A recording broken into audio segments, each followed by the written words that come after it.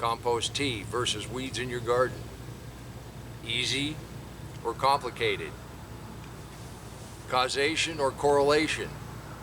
This is going to be a three-part series. We're going to make some compost tea, and then we're going to look at the critters in the ground. The one truth I do know is that soil wants to stay covered. And I do have something that's pretty tough to wrap your head around, but I think I kind of have a handle on it.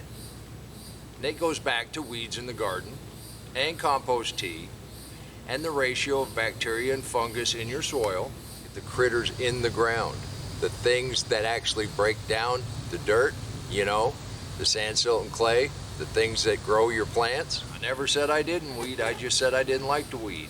And that's how I came up with this mixed mulch system.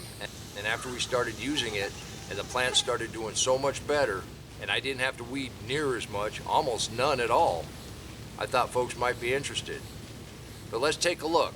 We're gonna have to make some tea. Now I've looked at all kind of recipes, and a lot of them look like a witch's brew to me, and I'm no chemist. And if I'm not gonna mix something up and do all of this fancy stuff, I'm not gonna use it. So we do this deep mulch, and it's basically cold compost. So I'm gonna take a sample of our garden soil, and this is the easiest tea you can make, just like a cup of tea. And I did go spend 50 cents on some distilled water. That way I know I don't have any chlorine or chloramine or any other chemicals in there. Now the trick is to make a tea bag that's gonna fit inside of there. So I'm just gonna take some cheesecloth.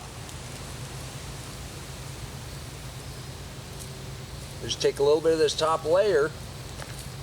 I'm just gonna put that in there. Got a gallon of water and I got a gallon jug. Had a light bubbler on it for 36 hours. Riley kept an eye on it. This is just steeped in 76-degree water. Compost tea may have some effect on whether you have weeds or not in your garden. But a weed is just a plant. Some of them grow really fast and seed really fast, versus, say, a cabbage that takes quite a little while to make a decent head. Now, what's all that hoo-ha about causation versus correlation? The ratio between fungus and bacteria, making it easy or making it complicated?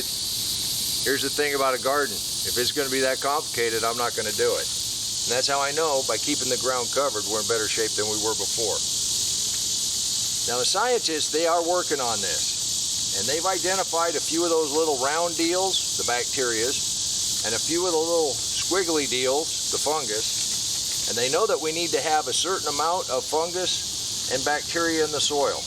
But they haven't identified very many of them, and they're not sure exactly what the ratio is supposed to be. I got a couple really nice shots of some bacteria.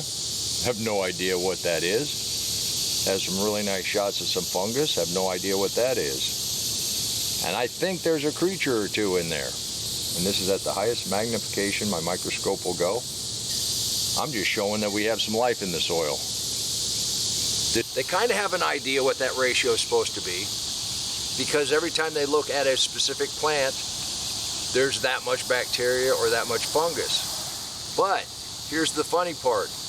Is it because that plant is there and it is attracting that much bacteria or fungus?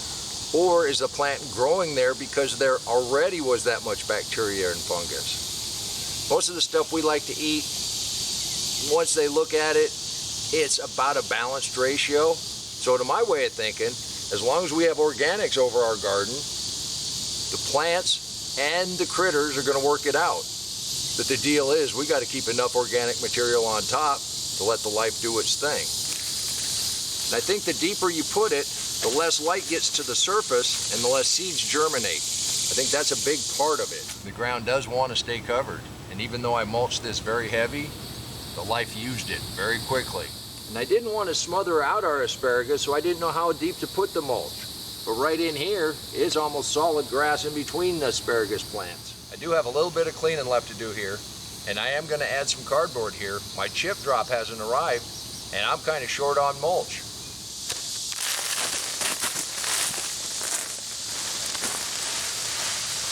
Humidity rises and it starts to rain again. I'm gonna head to the house. But the bottom line is, I wanted to make the garden easy. And I'm sure there's all kind of benefits to compost tea. It's a very cool little exercise.